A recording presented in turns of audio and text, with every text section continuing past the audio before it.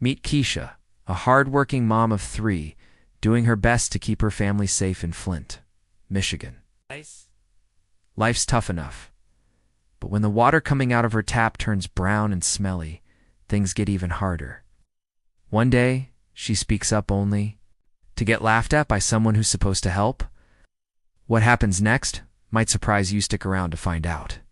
Before we dive in, we'd love to know, where are you watching from? Drop it in the comments so we can bring you more stories that hit close to home. And don't forget to hit that subscribe button. It's free, and it means you won't miss any of our upcoming stories. All right, let's get into it. It was a rainy summer day in Flint, Michigan. It's the kind of day where the air feels heavy and the streets shine with puddles. Keisha, a 34-year-old single mom, stood in her small kitchen. She turned on the tap to fill a pot for dinner. The water came out cloudy, brownish like mud mixed with rust. She sighed. This wasn't new. For years, the water in Flint had been a problem. Unsafe to drink, hard to trust. Keisha had 3 kids, Malik, who was 10, Aliyah, 7, and little Jamal, just 4. She couldn't let them drink this. Keisha worked long hours at a local grocery store. She wasn't rich, but she stretched every dollar to take care of her family. Bottled water wasn't cheap, and with the rain pouring outside, she felt trapped. She grabbed her phone and called the city's water department. After waiting on hold for 20 minutes, a man finally answered. "Hello, this is Keisha Jackson," she said, keeping her voice calm. "Our water's dirty again. My kids can't use it. Can someone fix this?" The man on the phone, a city officer named Greg, let out a small laugh. "Look, lady, if you don't like the tap water, buy bottled. We're doing what we can. It's not my fault you can't afford it." Keisha's chest tightened. She wanted to yell, but she took a deep breath instead. "This isn't about money," she said. "This is about my kids getting sick. You're supposed to help us." Greg didn't care. "File a complaint if you want. Good luck with that." Then he hung up. Keisha stood there, staring at the phone. Her hands shook a little. She wasn't surprised. People in Flint had been fighting about the water for years. Lead poisoning, bad pipes, empty promises from the city. She'd heard it all, but hearing Greg brush her off like that, it hurt. She looked over at Jamal, playing with his toy truck on the floor. What kind of mom lets her kids live like this? The next day, the rain stopped, but Keisha's frustration didn't. She decided to go to the city office herself. She bundled up the kids and drove downtown. The building was old, with chipped paint and a flickering light in the lobby. She walked up to the desk, Malik holding her hand, Aliyah carrying Jamal on her hip. "I need to talk to someone about the water," Keisha said to the woman at the desk. The woman pointed down the hall. "Room 12. Good luck."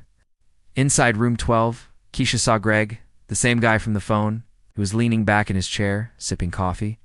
When he saw her, he smirked. "Oh, you're the bottled water lady." "What now?" Keisha set her jaw.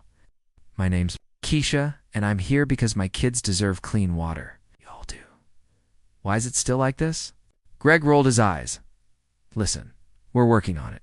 Pipes don't fix themselves overnight. If you're so worried, move somewhere else." That was it. Keisha pulled out her phone and started recording. "That again," she said, her voice steady. "Tell me to move because you won't fix the water." Greg froze for a second, then laughed. "Go ahead, record me. Nobody cares about your little video. Buy bottled water or deal with it." Keisha stopped recording. She didn't say another word. She just took her kids and left. But inside, she was boiling. That night, she uploaded the video to X. She wrote, "This is what Flint families deal with. Dirty water and people who don't care. My kids deserve better." Then she hit post by morning. The video had a few likes, mostly from neighbors who knew the struggle.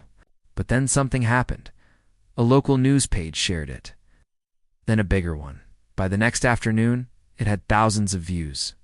People were angry. Comments poured in. "This is disgusting. Flint still isn't fixed. Keep fighting, Keisha. Keisha couldn't believe it. She wasn't trying to go viral.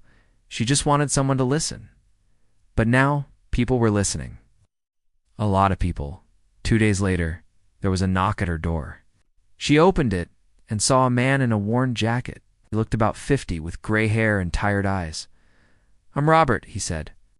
I used to work for the city. I saw your video. Keisha hesitated. Okay, what do you want? Can help, Robert said. I was part of the water department years ago, before things got really bad. I've got files, proof they knew about the lead and didn't act fast enough. I quit because I couldn't stand it. Let me help you.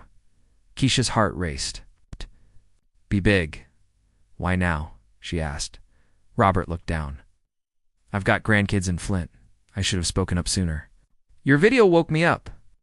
Over the next few days, Keisha and Robert worked together, showed her old emails and reports proof the city had ignored warnings about the water to save money. Keisha didn't understand all the details, but she knew one thing. This could make them fix it.